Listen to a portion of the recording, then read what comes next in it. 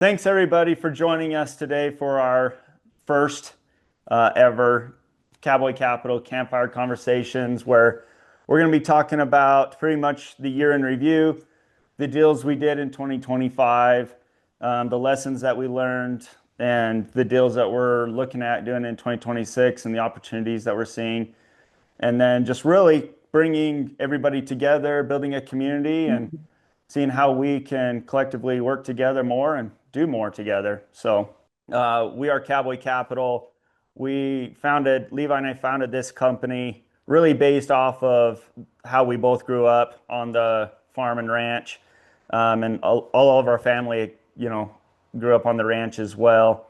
And we grew up really with the values of, when you shake somebody's hand, that's giving your word to somebody. Your word is your bond, and your bond is everything. And we really center all of our dealings in our company around, the values of working hard and keeping your word. And we're just really fortunate to have investors like you and people that have worked with us that share in those same values and traits.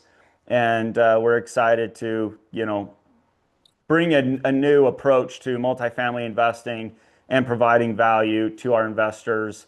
We have a lot of people that invest with us that are local to us, that are very close to us, and that makes all the difference. So I would hope and feel that those of you who have invested with us feel like you're a part of a family and a community than just a number.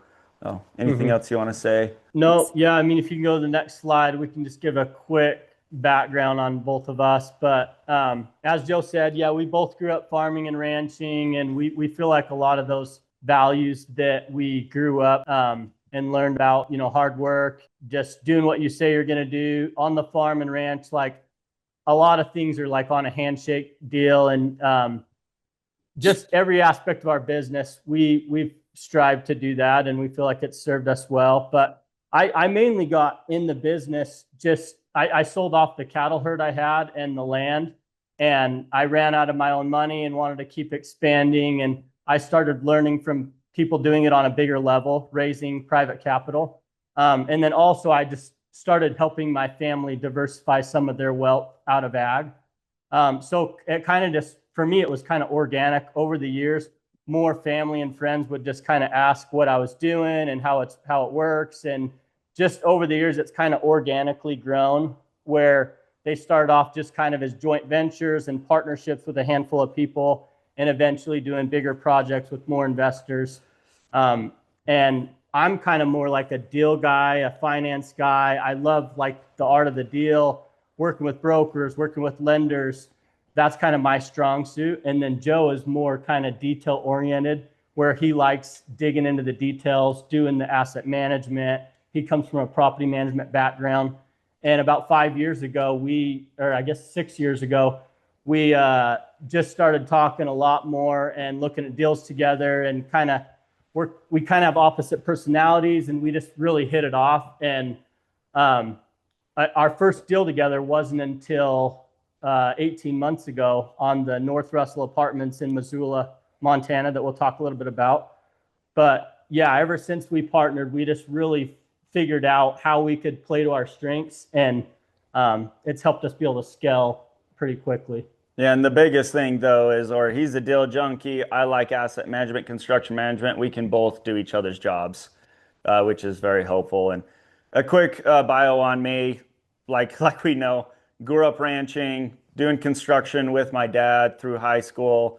Going into college, I got into entrepreneurship, real estate, realized that multifamily and just real estate in specific, or real estate was something I wanted to get into, and got into it 2016, 17, buying a duplex and then a fourplex, and realized that I wanted to do much bigger apartment complexes. And I realized, like growing up on the ranch, like for those of you who know, render connect means keeper of the herd. So since the beginning of time, we've been, ranchers.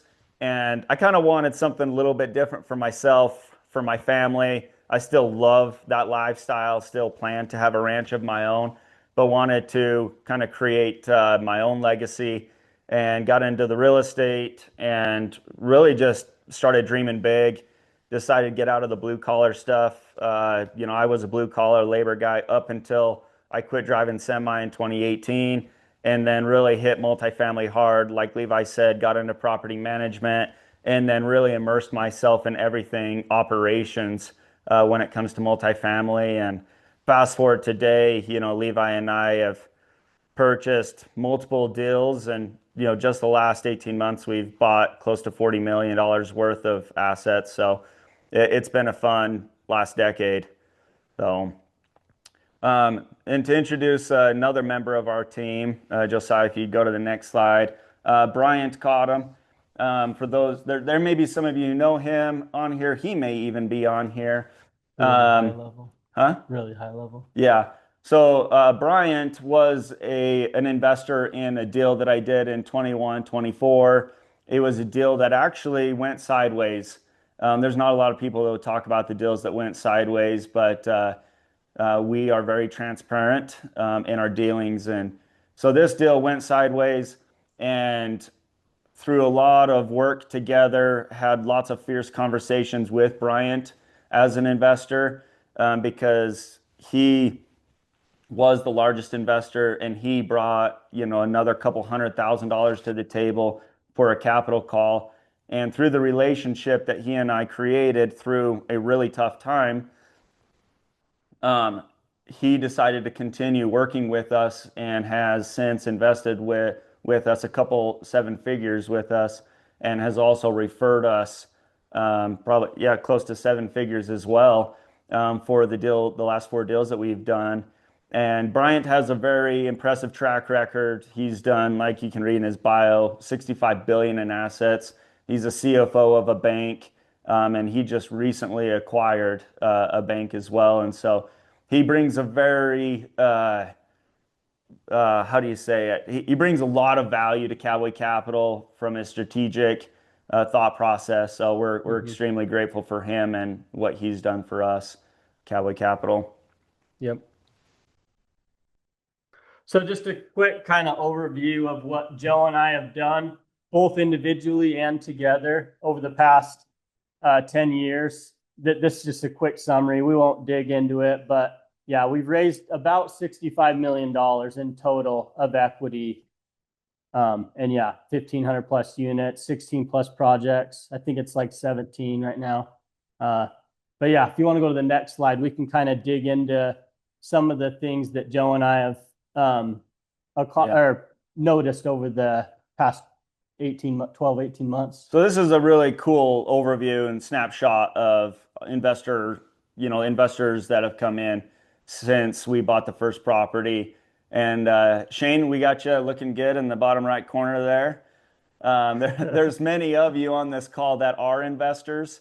So these are really cool numbers. So we raised a little over $12 million, 33 investors in total, with 13 of those investors being referrals, 11 return, and 9 warm investors. So as you go through this, you can see that as we bought more deals, our average check size increased, with our largest check size being 2.32 million, which we got on the 1856 apartments. What's really cool about these statistics and the people that we get to deal with is I keep having people asking us, like, how are you doing cold outreach? How are you, bringing in retail investors? And we're getting marketed to all the time, like, hey, we can keep bringing you more and more of these people. And we're like, we're just so focused right now on building existing relationships and really putting a lot of time and effort into the people that we know, like, and trust already and who know, like, and trust us, right? And you can see just from these numbers that we have really good partners, especially since the referral capital that we raised is more than even return investors. And so what we really want to create here is, we're focused on relationships, building a great reputation, and providing investors an amazing return. And we want you to feel like you are a partner, even though you may be an LP investor. We want all investors to feel like that they have an opinion, they have a say in what we do in each of our deals. So we're grateful for you guys that are here that are a part of the Cowboy Capital community here. Oh. Yep. Yeah, there's not by chance a Nate on here right now, is there? Josiah or Dusty, do you see a Nate on here? Nate Lambert. Yeah. Stand by. I'm looking. If not, we can just move on. But yeah, No, sir. the bottom line, yeah, over the years, we've started having fewer investors if possible. We know that it's not always possible because sometimes investors have, you only have so much discretionary cash at any one given time to put in a deal. And we don't want anyone to stretch, but that's kind of been the focus, is trying to have a little bit fewer investors per project. And it's a little bit more intimate.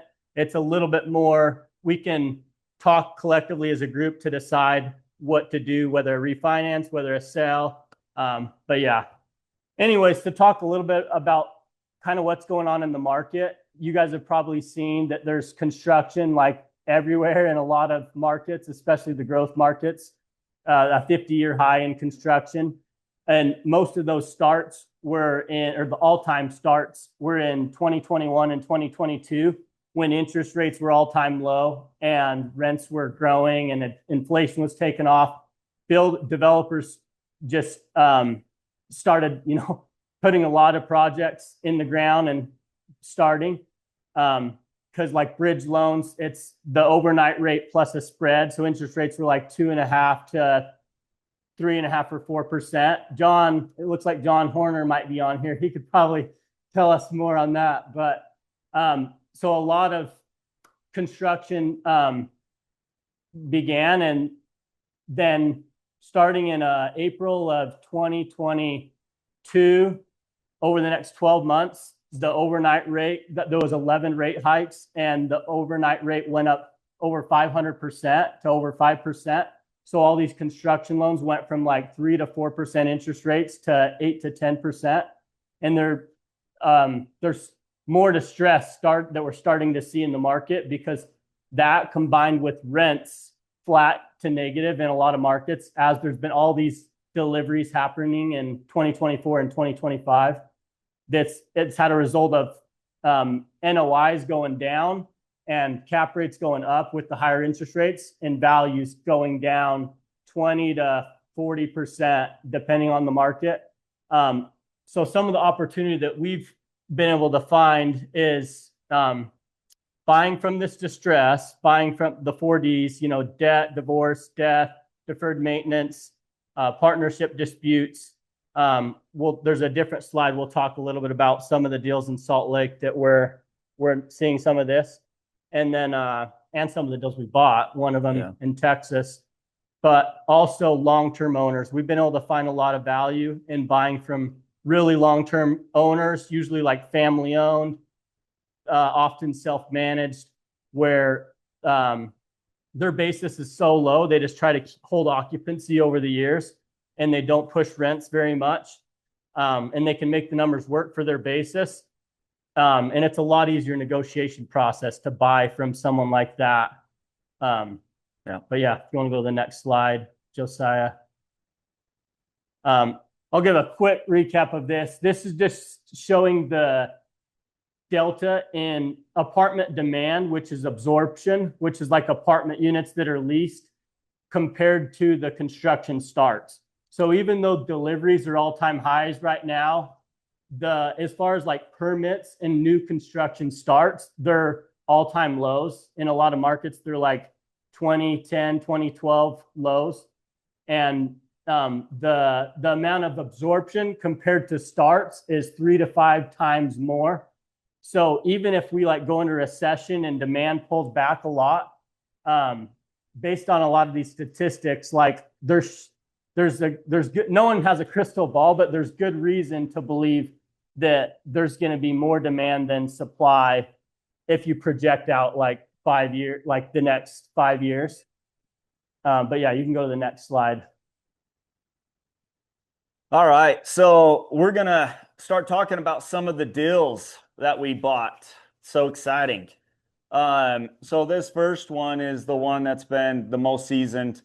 Levi and I bought this deal, what was it, September 30th of 2024. Some of our investors may even be here, which is really cool to see where it was to where it is now. But we bought this property from the original builder who built it in 1998. So just like Levi was saying, we like to buy from long-term owners. We bought this deal for 6.8 million. And the reason we knew this deal was such a great opportunity, to give kind of a backstory on it, is like Levi said, we've known each other for 5, 6 years now. We took a run at a deal, 101 units about 3 years ago, that ended up selling for 300,000 a unit. So when this one came across the email, we knew that it was a deal right away for 54 units built in 98 at 125. 125 a unit. From the original developer. Yeah. 98 was a no-brainer. And so, to make a really long story short, we were the first ones to offer on it. We were the first ones to tour it. We knew how great of a deal it was, so we put $50,000 non-refundable earnest money. And when I say non-refundable, I mean like released to the seller, which is even more risky than just non-refundable because it's just gone. And it's kind of funny because the seller actually flew to Africa like the day that he listed this. And we were talking to him late one Sunday night. He verbally said, yes, I will take Joe and Levi's offer.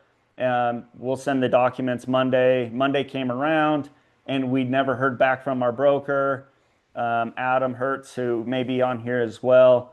And we called him and we're, expecting the worst, and the worst did happen. A local buyer who has a local presence, who the seller knew, came in and offered $210,000 higher. And they asked if we want to increase our offer, $215,000. And Levi and I talked for like 2 seconds, and we said, you know what? We want the seller to keep his word. That's how we were raised on the ranch. And the seller was actually selling this property to buy a ranch. And he came back and said, you know what, I like these guys' attitude. And he ultimately decided to sell to us, even though he could have made $210,000 higher. And at the end of the day, we executed and did everything that we said that we would be able to do. So when we purchased it, of the 54 units, about 90% of those units were average of $783 rent. We went and did a blanket increase of $385, and we were expecting a 60% vacancy, or like for 60% of the tenants to leave. And we actually had a 60% retention, which was really cool because we only had to renovate. It was like 20 units at that time. So one of the biggest things that we learned on this property is when you can get that many units to vacate and they all leave at about the same time, which was December 1st, we were able to create economies of scales in our construction costs. In Missoula, labor is a lot more expensive, and it would have cost us about $20,000 a unit. We ended up paying about $13,000 a unit, bringing in outside labor from Salt Lake. So we brought in cabinets and flooring and paint. So that really helped us be very productive on this deal, and you can see that across the board we've dang near doubled the rent. So because we did 2 more renewals after that first initial one, and if you go to the next slide, we can just kind of show where it sits today. So we had a broker opinion of value done by Northmark, a credible broker. These are the guys out of Salt Lake. They're probably one of the highest, if not the highest, transaction volume brokerage. But yeah, they gave us kind of a range of value, and this didn't take into account the land value. So there's some potential opportunity to expand on where the storage units and there's a duplex is, where we're likely going to take those out, demo those out, and expand more, a 32-plex. But yeah, this just gives you an idea of the value. We bought it for 6.8.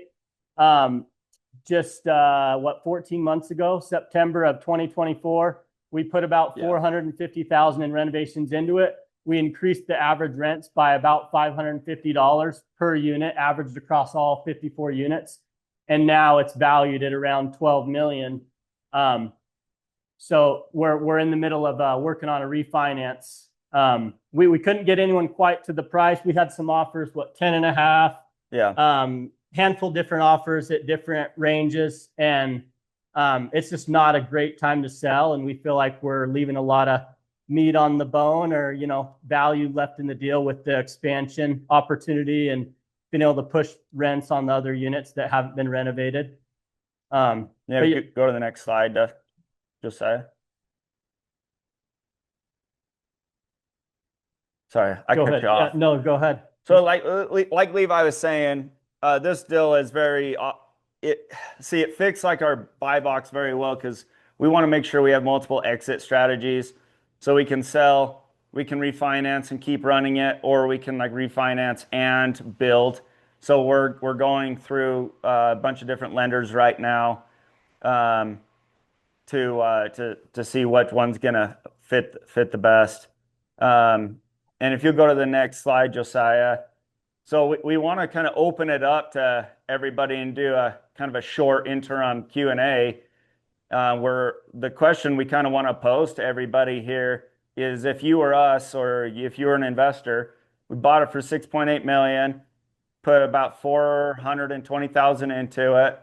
Would you sell it at 10.5 million and get investors a whole do we explain? We can explain the structure. Yeah.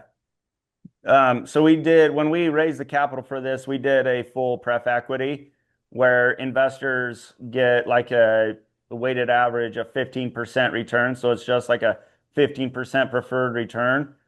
So investors would get, a total return of capital and a return on capital, whether we sold it or we did a refinance. And then they would just be out of the deal. So, and you guys are welcome to ask more questions, but we want to just get some engagement. Would you sell it at 10.5? Take the money now after 14, 15 months being in it? Would you refinance it and keep renovating units? Or would you refinance it and then build the 32 units to, make 50 or 86 units? Yeah, and then I guess a follow-up question, and if no one wants to answer these, we can move on, and we've got more deals to talk about, but we wanted this to kind of be more back and forth. If people have questions, we can talk through things. But secondly is, usually we structure our deals where there's like a 6 to 10% preferred return, and then a split, whether that's like 50-50 or 80-20. It kind of varies depending on the deal. But on this deal that we did, that we're talking about now, we asked our investors if they would rather be in a lower risk position where they get paid back first. They're just in second position behind the lender. Joe and I put in 650,000 of our own money in the deal, so we're in the first loss position. And our investors they liked this structure.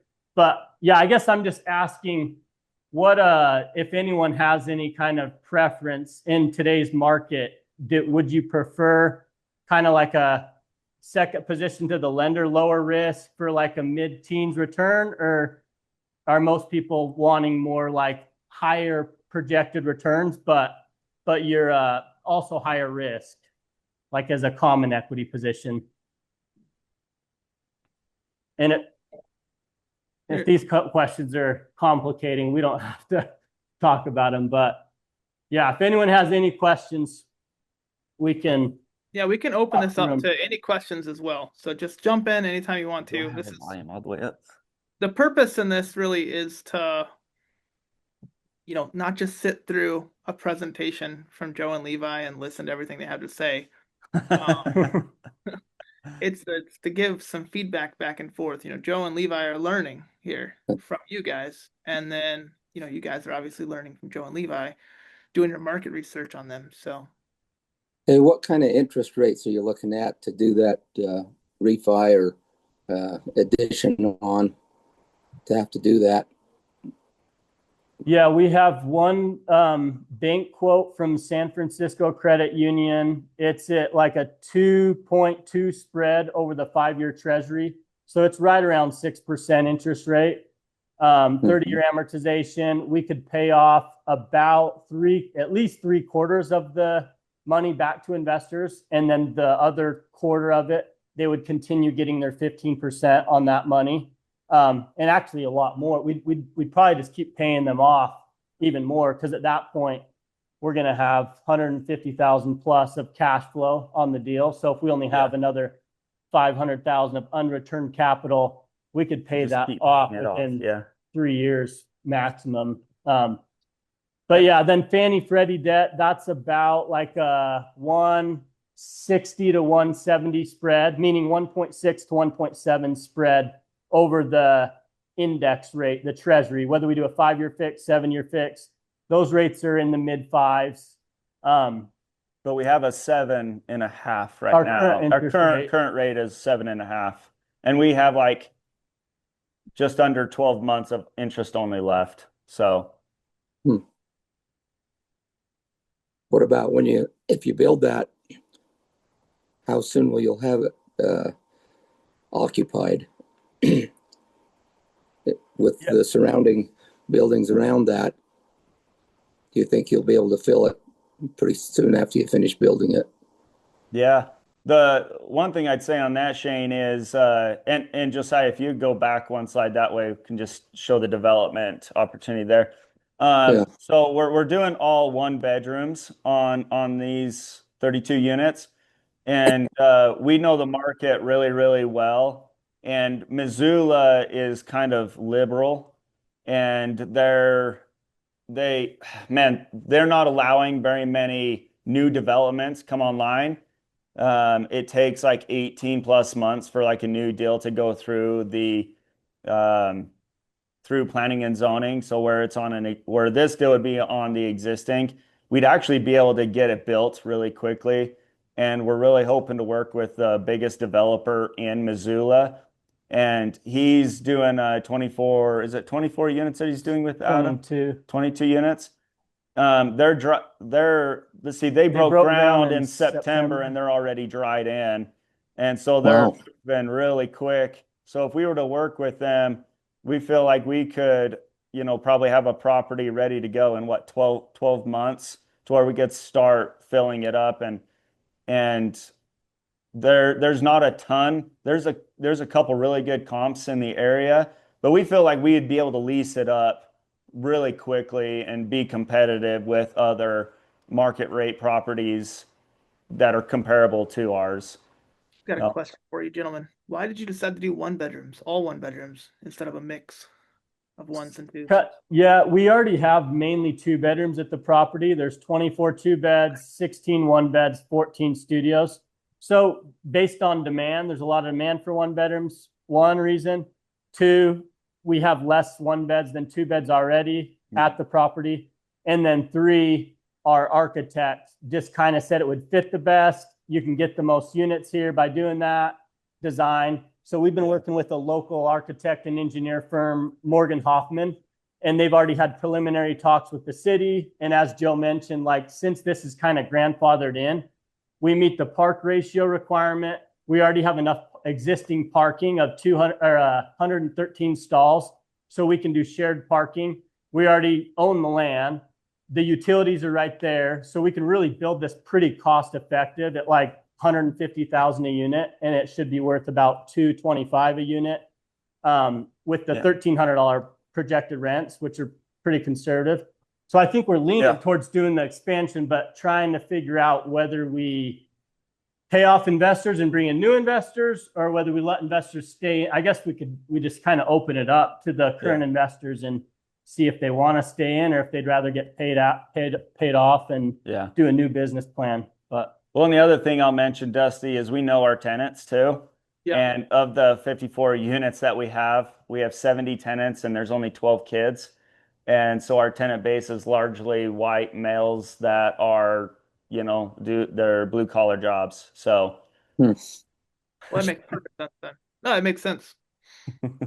So, I do the survey. Levi. Oh, go ahead, Shane. I do the survey first and figure out who's in favor of staying in it or who wants to pull out. Once you have that, you'd have a pretty good base on whether to move forward. Yeah. That's a great point, actually. Write that down. Bryant, it's so good to have you on. You said you weren't going to make it. No, I wasn't, but the day cleared up for the last bit, so I figured I'd jump on for 30 or 40 minutes.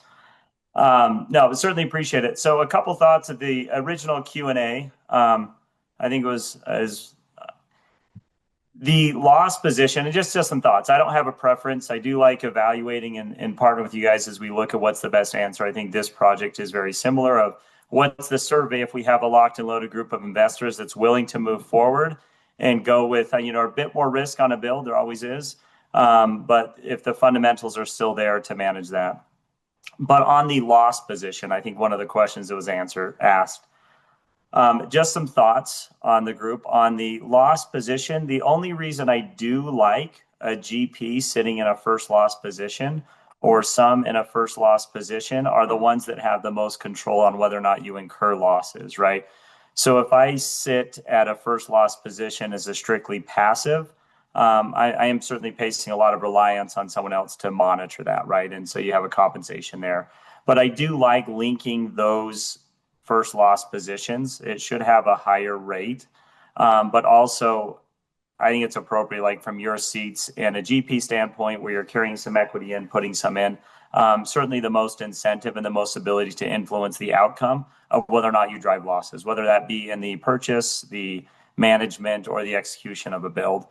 Just a few thoughts there. I don't think it has to be the end all be all, but that's one of the big advantages I've seen as having those closest to the deal, both on purchase and management, being also the ones in first loss, but also have a bit more top end as you get into the backside on what you would carry equity and things. So just a couple thoughts there, but this is a fun one. This is a good project. Walked through it, over the summer, and it looks good. Yeah. Thanks for sharing, Bryant. That's good feedback. That's helpful.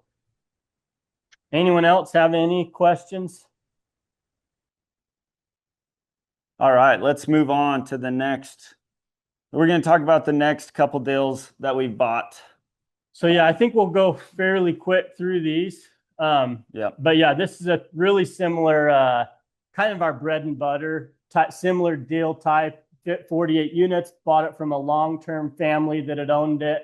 They weren't managing it very well. They had a loan maturity coming up July 1st of 2025. We closed on the property June 26th, like right before their loan maturity on their 10-year loan. So they had a low basis. They know their loan maturity was coming up. Oh, and they had a family member pass away. So they get a step up in basis where the family members can sell it for, they're not subject to tax. So for all those reasons, we were able to negotiate a pretty good purchase price. And then the rents were low. So as you can see, we've been getting an average increase of $334 on our renovated units. How many have we renovated now? We renovated 9 since we closed. Yeah. Any other highlights of the deal? I think the biggest part that I get nitty gritty and just get excited about is the execution piece. If you go to the next slide, Josiah, one thing that we've done on this deal that was kind of the first of its kind for Cowboy Capital is we developed an asset management plan, which clearly outlined the roles and responsibilities, KPIs, budgets, expectations of property managers, and construction expectations. And because of this, I feel like we were able to execute on our business plan day one. We started renovate. We bought it closed on a Friday. We started renovating 3 units on the next Monday. And we also had contracts in hand to repave the driveway, to install 24 privacy patio fences, as you can see in the top left corner there, and then either repair or replace the decks. So this deal, as far as like an operational standpoint from construction, has gone really, really smooth. And we have a really amazing partner in Commercial Northwest, our property management company. They've done a really amazing job with this property. So we're just going to keep operating it and get her to a cash flow position and then refinance when it makes sense. And we already are cash flow positive, even That's though right. we're like 3 to 4%, but we've been 96% occupied for couple months now, and it's going to keep trending up. But yeah, we put a 10-year term loan with a local bank on the property, 30-year amortization, 3 years interest only, 6.75 rate. So a little bit higher rate, but we're still cash flow positive, and we've got a lot of term. We're likely going to be refinancing into like an agency loan get through some of the lease renewals in the spring, and then we'll be in a good spot to refi. But that's kind of why one of the reasons we almost prefer these smaller deals is going with a bank loan. Even though Joe and I have to sign on the loan, recourse debt, the investors, none of them have to sign. It's not as much risk to them, but we also have a lot of term on our loan, but there's no prepayment penalty. So we still don't lose our flexibility to sell or refinance or just hold in cash flow. Yeah. But yeah, if you want to go to the next slide. You want to give a quick recap? Yeah, so this deal is very unique to our kind of bread and butter multifamily. But we're very opportunistic, and we find opportunities wherever we can. And so since we know the Missoula market really, really well, we decided to jump on this deal. We are actually under contract originally at 3.25 million, right? I always get the numbers wrong. And then we ended up landing on 2.75 million. Bought 25 units, built in 1976, paid 110,000 a unit for it. And we're going in and putting in about $70,000 a unit renovations into it. We're going in completely redoing everything, the kitchens, bathrooms. There's a rendering bottom right-hand corner of how the kitchens will look with the two-tone colors. And then right now, we have a team out of Salt Lake that is redoing the siding. We don't have we'll have a before picture on the next slide. Go ahead to the next slide, Josiah. Kind of show you how it looks. So it used to be the mansard roofs, tearing off the mansard roofs and making a more sleek design. And I may have missed that even though this is multifamily, we're selling them as individual condos. And there's 32 units in total. We own 25 of the 32 units. And so this is a unique deal in that, right? Bought it for 110, put about 70,000 into it, and we'll sell each condo for like 250 to 300,000 a unit. Real quick, guys. Talk about your risk mitigation for those condos. You had some interesting things to say when we talked So about if anyone knows the Missoula market, this part of town is a really nice part of town. And to find any condos for under 300,000 is like unheard of. These are big 2-bed, 1-bath, 890 square foot, good sized condos. And as you can see, some of the sales just from a year ago, or I think that was 2024, that one sold as is for 269,000. So the current owner didn't want to go through the hassle of selling them all off individually. And they actually also had a death in the family, got a step up in basis. Yeah. Family that had owned this a long time. So just buying right at a good basis, we knew we could just sell these off individually at a good price. We also only got enough debt where we, as we're renovating all these units, the average rents are $935 when we purchased it. The renovated rents are like $1,800 plus. So we're just planning on selling off like 3 to 5 condos per year over the next few years. We're not going to flood the market with them. So we'll just re-rent out renovated ones, and we can cash flow positive. And I guess the main thing to answer your question is every time we sell one condo, we pay down the debt of 2.5 condos worth of debt. And our cash flow continues to go up every time we sell a condo, because 100% of the proceeds goes to paying down the debt first. And then like after we sell, I think 10 to 12 of them, we'll own the project outright without any debt. And then every condo we sell at that point goes 100% to investors. And our cash flow will be really good at that point. So yeah. And the other thing too is we're working with Adam Hertz, who is our broker on the North Russell deal, and he has a lot of amazing relationships and investors in Missoula. And so like we would not be able to do this deal without him. So I don't know if he's on here or not, but we're grateful for his partnership. And I know Josh Ballman, I'm not sure if you're still on here or not, but your windows and doors are sure looking good on that property.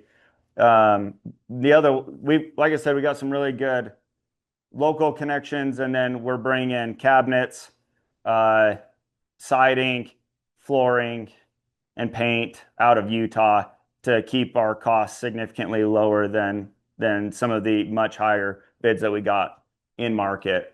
So, And we already sold one condo. I think he might be on the call, but I won't mention his name. yeah, He's a banker and he's actually done loans for us.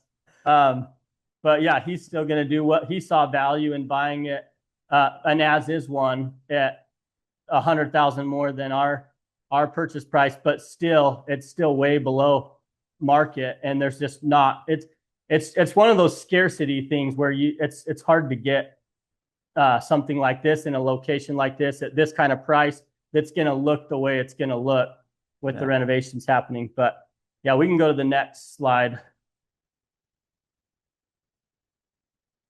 all right. I'm going to let you take this.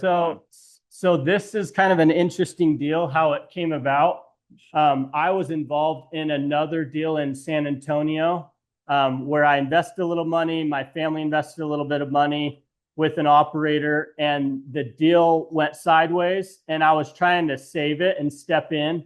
And a gentleman named Jacques reached out to me, and he told me everything that he knew was going on with this operator, the FBI investigation, his whole company liquidation, selling all the assets. And he showed me a different asset that operator had just bought in October of 23 at a great basis from a 20-year owner, like our perfect type of deal. And not because the deal wasn't performing, but because everything was going on with his whole company, he had to fire sell this property too. So we kind of had a competitive advantage through this relationship, Jacques, where he was the loan guarantor and the biggest investor in this company. And it's really unfortunate kind of what happened with all that. But we were able to step in and get a great purchase price where the seller's basis was 28 million. We bought it for 21.5 million. And yeah, good cap rate, still a lot of like room on rents that are below market. And overall, it's going to be a really good deal. But I guess one of the biggest lessons learned here is just relationships. In this business, you never know where a deal is going to come from, where, money's going to come from. You just got to always treat people right and get positioned to succeed, I guess. And things just came together really well. There was 14 other offers. A few of them were like one of them was $1.5 million higher than ours, a group that owned 5,000 units. But because of the relationship we had, we were able to get a good deal. And I'll mention this, there's a typo on the unit count. It says 48 units, probably from Hilton. Oh. This is 292 units in San Marcos. And if you go to the next slide, kind of show you what we've done. We purchased this deal on September 26th, and our total construction budget, $2.3 million. And right now, Doug Martin. Sorry, I know that I've got a lot of Dougs in my head. Doug Martin, who is local to the area. He's a builder, developer. He is kind of managing all of the CapEx. This is about $1.1 million of exterior CapEx work that we're doing. As you've probably seen from the last deals, we like to make a really big impact on the property as quickly as possible, especially on the exterior, to improve the curb appeal, to attract a better clientele to it. So a few things that we did on this property is top left corner, we took 2 tennis courts, turned it into 4 pickleball courts and a half-court basketball. We went in and replaced a lot of the old panel siding, or not siding, fencing. And we did a lot of mill overlay on all the drive lanes of the entire property. And then the biggest project is the siding project, where We are replacing siding on 16 of the 32 buildings, I believe it is. Aaron, I believe, may be on here. He's our siding guy. And I sure hope we got a good deal on that siding, Aaron. And this project is a little bit different. You know, the last 3 deals that we shared are along the Mountain West. We can drive to them within 4 hours. This one, you know, takes a little bit longer, but we wouldn't be able to do it, you know, without our team on site, without Doug. You know, we've got Kimberly on here, who is our rock star property manager. We're very grateful for her and Roxana with Clear Integrity Group. Roxana really did us a solid. When we were under contract on this deal, we were going to go with another company, and Roxana came in and said, "Hey, we will take over property management while you guys are under contract," which very, very few property managers will do that. And so she was able to operate the property for 2 to 3 months for us while we were under contract, so we could find all of the skeletons in the closet. They turned, it was like a couple dozen, 30 something 30 some odd units turned, and got our occupancy up into the low 90s. So we're really grateful for the Clear Integrity Group and helping us execute on the business plan here. Once we get all the exterior CapEx stuff done, we're going to start doing a lot more of the interiors. I believe, go to the next slide. I think there's one more slide for 1856. We talked a lot about the lessons that we learned here, and having Roxana take over property management really made it significantly easier to purchase this deal. And I would also say that it breeded a lot of confidence in our investors and their desire to invest with us, knowing that we already had control even before we purchased it, and that it was being operated for us even before we purchased it. So anything else you want to say? Yeah, real quick, could you go back a slide? I just wanted to get everyone's opinion. We're looking at rebranding the signage to the ranch at the 1856. This is going to be the first property. Joe and I want to start rebranding all of our properties to the ranch at, and then the name of the property. So yeah, I get, you can just put it in the chat or whatever. We don't have to talk about it, but just curious to get everyone's thoughts on if they like it, if they don't like it. Not just like the design, but the thought of doing like the ranch at and then the property name. There's a lot of big owners around the country that'll do kind of a similar thing where they'll somewhat brand all their properties at like Rise at and then the street name or whatever. But you can go to not the following slide after the next one if there's no questions. And Dusty, you're supposed to be keeping us on track. If we're going too long, too boring. Y'all got 10 minutes till I'm kicking you off, so you're doing great, guys. You're doing wonderful. Looks We like really like that new branding. We You don't thought like that was great. Yes, a lot. Okay. You say you do or you do not? We do. Yes, we do. Okay. That will also consolidate all of your properties under one name. Mm-hmm. Yeah. Well, the 1856 particularly, if you go to search and look in the area for an apartment, it's just kind of a different name that's harder to resonate. So I think at least putting apartments or something in there is helpful, and then the consistency of branding is typically what you'd see. So I do agree moving away from the existing and actually have some inclusion. Like if you just do a general search, like on a Google map or something else, if you're looking, it's a little bit harder to pull up just because the name is a little bit nonsensical that the building has now. So I think that ties it in a little bit better, regardless of what the name is that we picked up, because we don't necessarily want to get rid of the history of those locally that know the brand as well. That's right.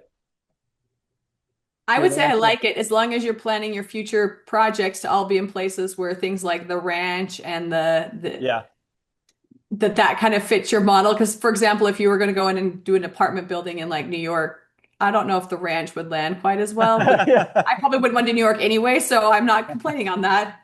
No, we're gonna keep focusing on the Mountain West in Texas, so it'll fit right in with You should be great then. our markets. But yeah, that's a good point. Yeah, good point.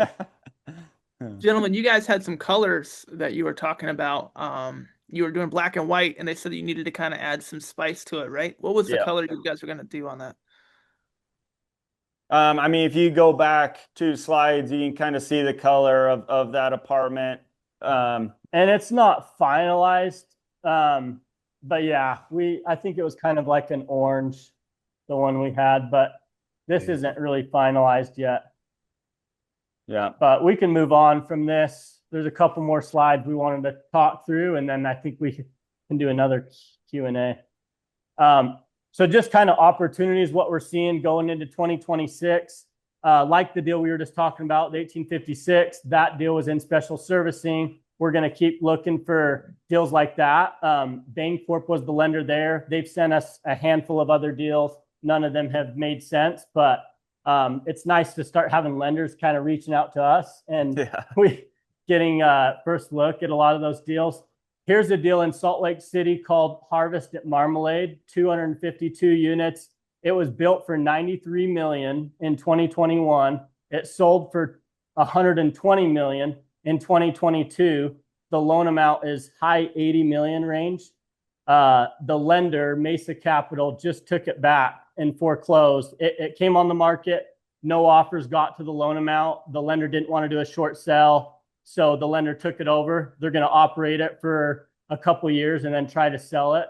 But we're starting to see more of these deals start to happen, even in our markets. Like I've heard from a lot of veteran investors and brokers in Salt Lake kind of tout about how there's never been a foreclosure in Salt Lake. Like you go to Texas and stuff, but like it's starting to happen in this cycle, even though it hasn't happened in prior cycles. And there's a different, really similar deal that Joe and I are working on, institutional Class A deal, different part of Utah. And the lender is saying they're willing to do some kind of short sell or loan modification. And a short sell means you sell it below the loan amount. And then a loan modification, that means the lender will adjust the interest rate, likely down, and give you more term on the loan to make it more advantageous to a buyer so that they can, in those scenarios, usually you'll do a pay down on the loan. So say $100 million property, or it was worth $100 million with a loan of $70 million. Now the property is only worth, say, $60 million. And say you pay down the loan to $50 million, but you pay $60 million. Lenders like that just because it's not getting it off their books, but it's putting them in a lower risk position where you're paying down the debt, and then they'll give you better terms on the loan. So we're starting to look at some opportunities like that, and then we'll keep looking for the long-term owners. And then what are some of our goals going into 2026? Well, really quick before we go into the goals, the one thing that I was saying, like with Becky, right, we're going to keep really focusing on the markets that we know.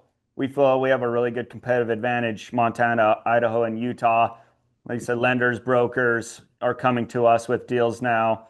And we have mom and pop owners that we've had long-term relationships with that are starting to get older and wanting to sell, and we're just getting better.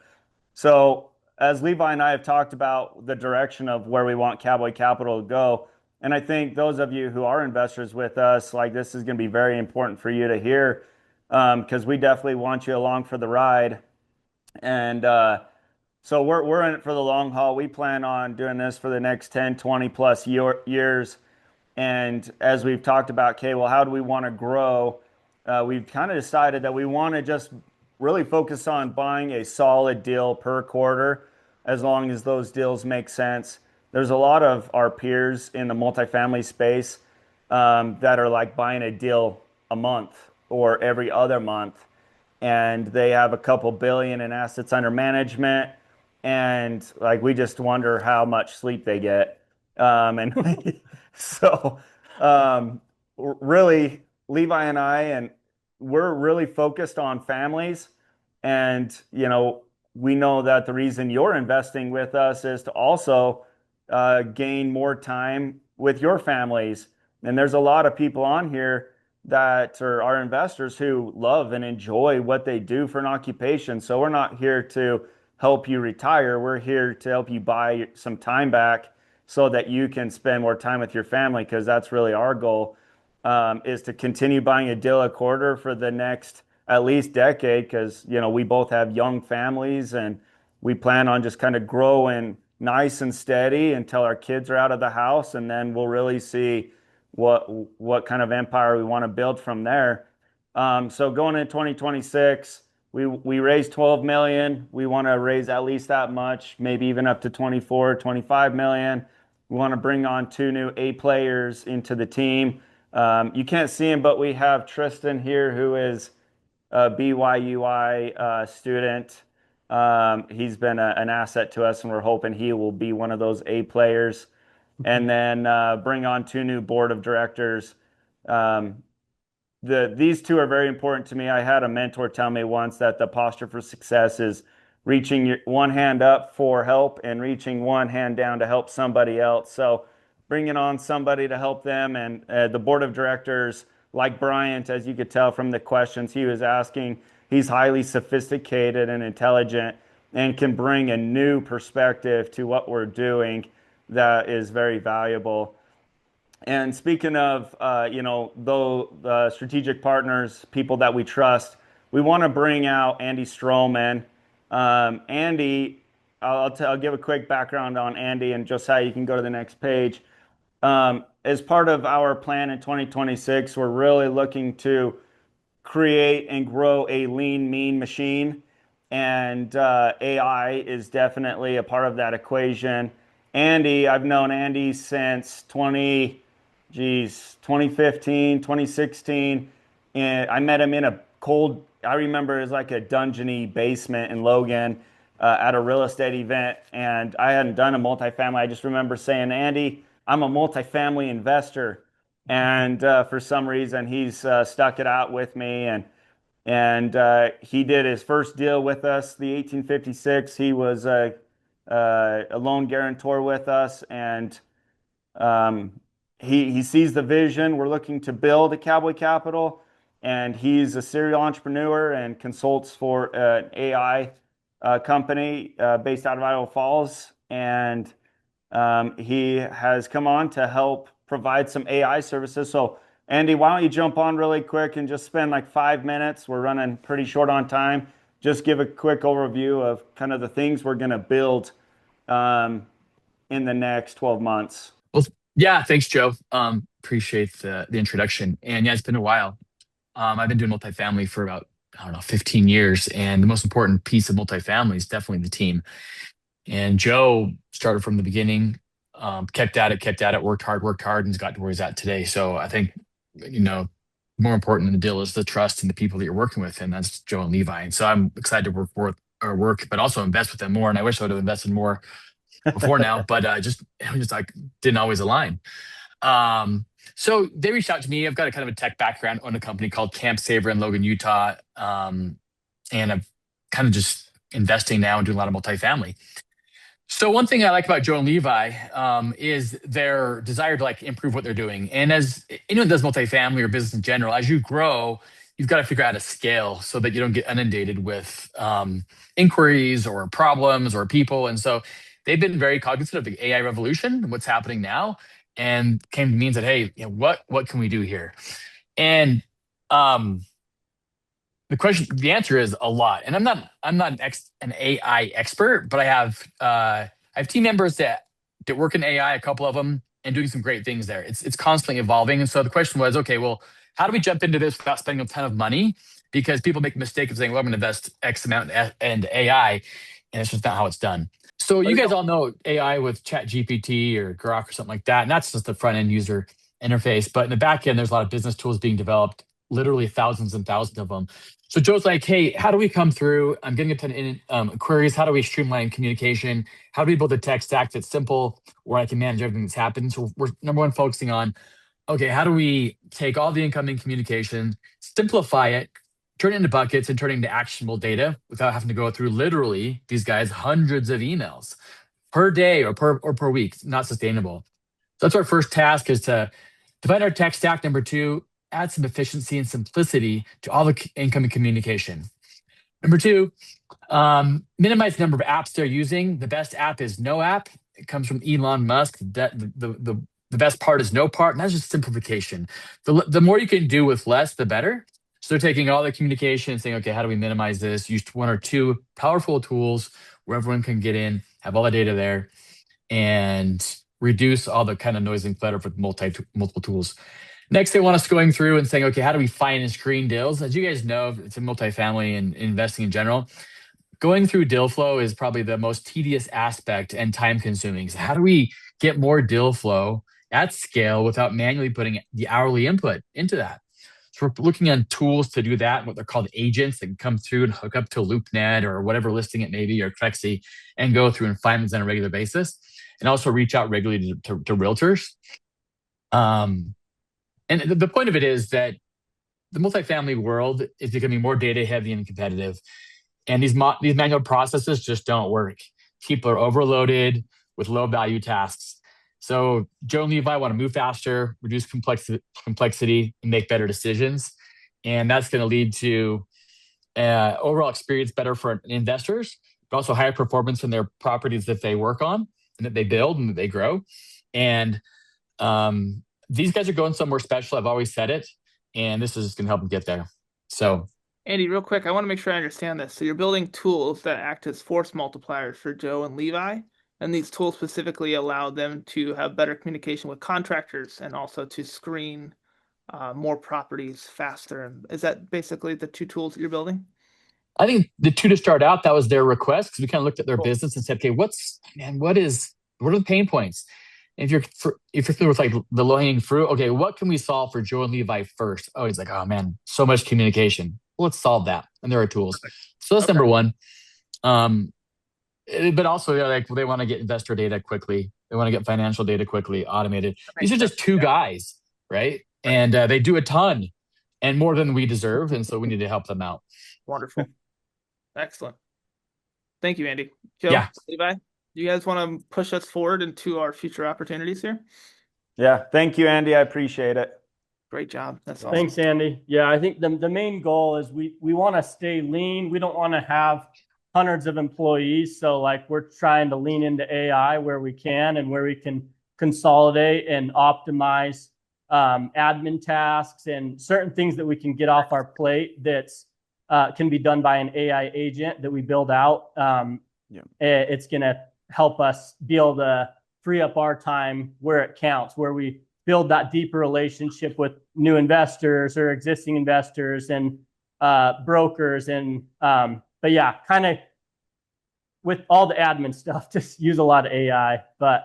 And the one thing I'll mention is we're not looking to like replace people with AI. We're using it to support our people that work for us. And I'm also really excited about implementing it in like all of our leasing and just property management aspects. Most of the property management softwares out there have some level of AI being built into them right now. So we're really excited about implementing this in every facet that we can. So now, moving on, the moment you've all been waiting for.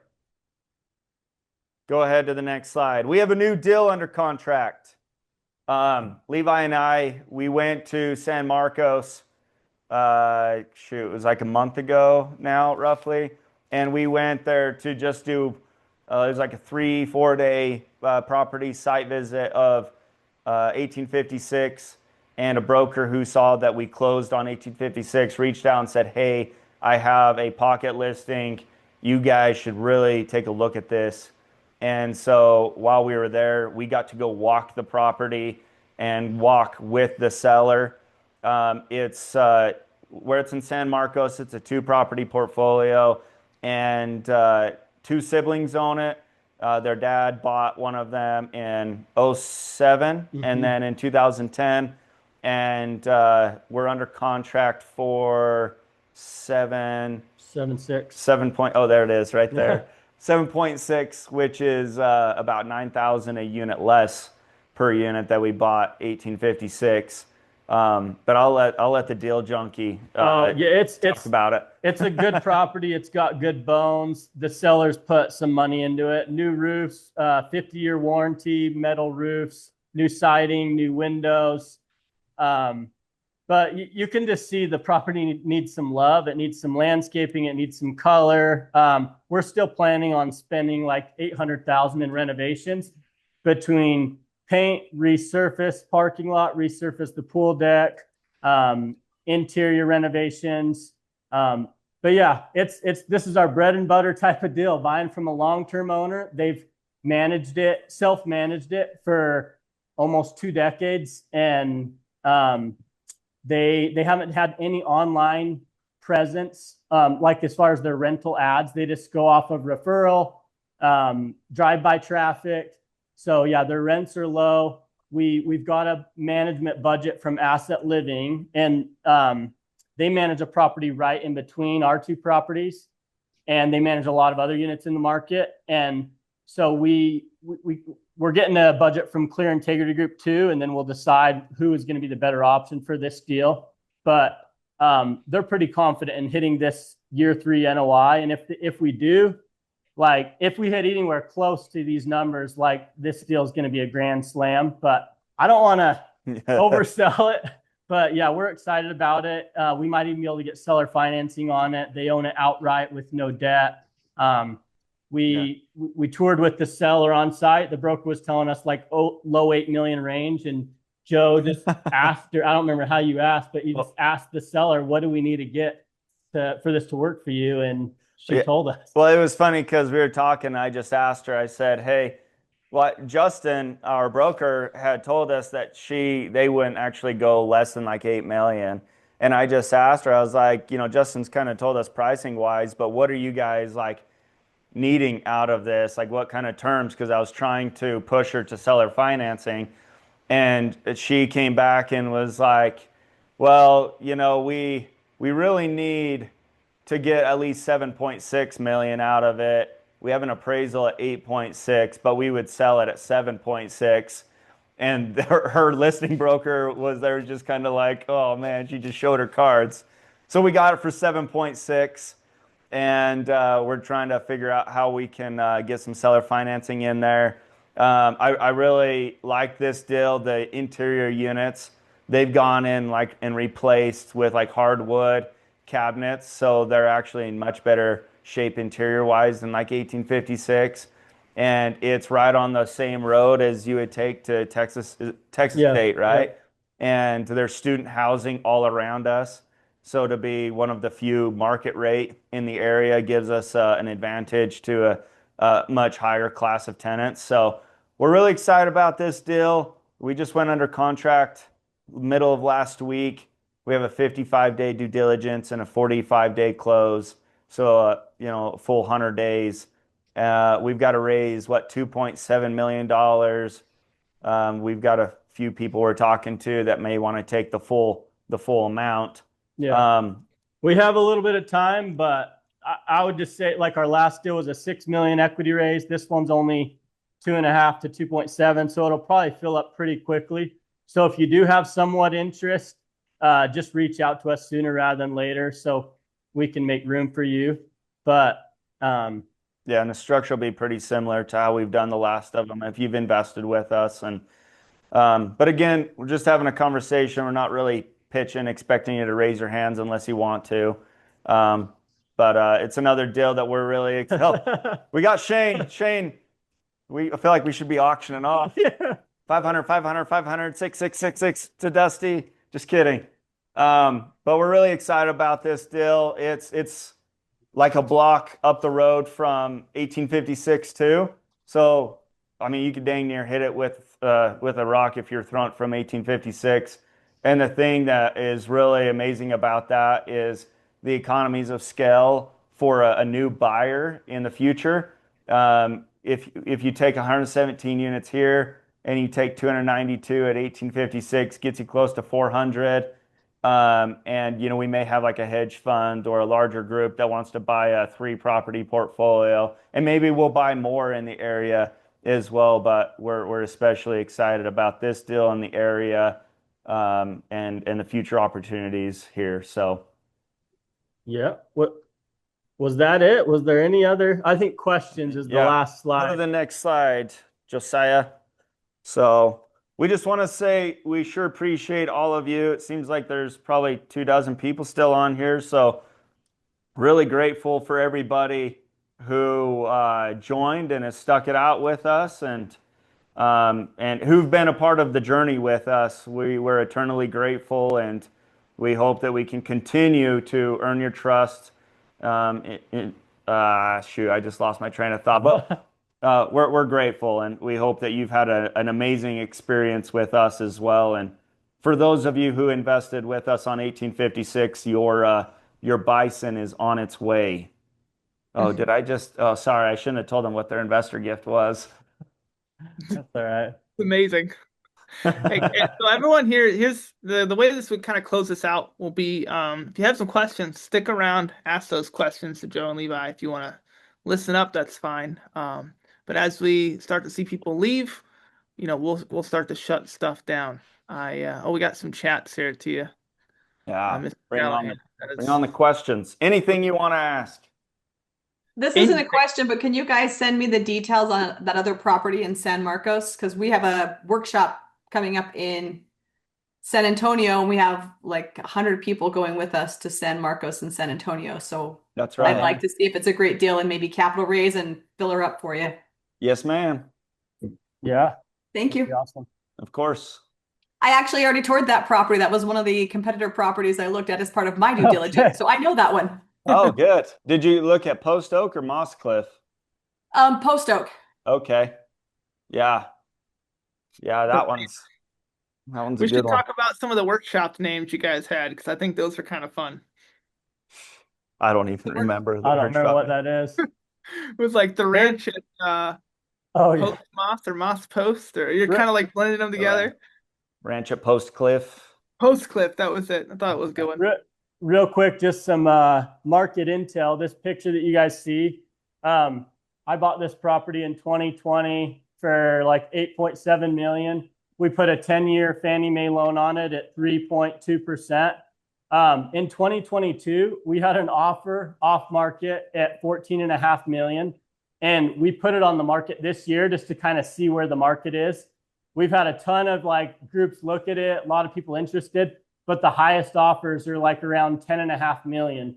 So that just gives you an idea of how the market in 2022 compared to right now, how things have corrected. And the rents are higher now than 2020, or they're like barely higher. I guess it's about the same like NOI as 2022, but values are down like 30%. Luckily, we have 5 years left on our loan at 3.2%, and it's cash flowed about 9 to 10% on average per year for the past 5 years.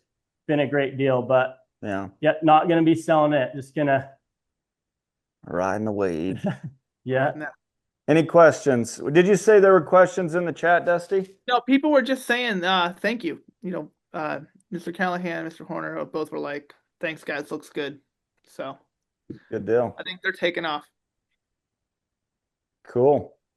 Well, any questions from anybody? T asked about Orchard Lane. I don't know if he's still in here. Who did? T, I think Twain. Is Twain invested in Twain, this? I don't think he's still in. I think he left. Let's see. Oh, okay. Twain, Yeah, we're in the middle of refinancing that property, and we've had a little bit of delays. So that's probably what he's asking about. Yeah, you might want to reach out to him just to confirm. Oh, I'm yeah. sure he has questions.